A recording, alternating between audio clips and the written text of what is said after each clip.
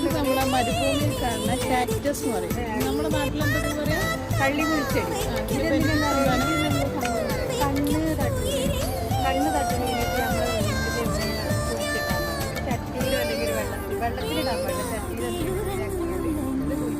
അപ്പൊ നമ്മള് കേറുന്ന സ്ഥലത്ത് വെച്ചാൽ മതി. ഇപ്പൊ ഫ്ലാറ്റിലാണെങ്കിൽ വെച്ചാൽ കണ്ണേറ് പ്രാക്ക് ഒന്നും ഏൽക്കൂല. ഇതിന്റെ കണ്ണിന് പ്രാക്ക് ഇതെന്താണ് ഇത് അവിടെ ഉണ്ടല്ലോ ഒന്നില്ലേ? എന്താ പറയാ, ദൃഷ്ടിദോഷങ്ങളും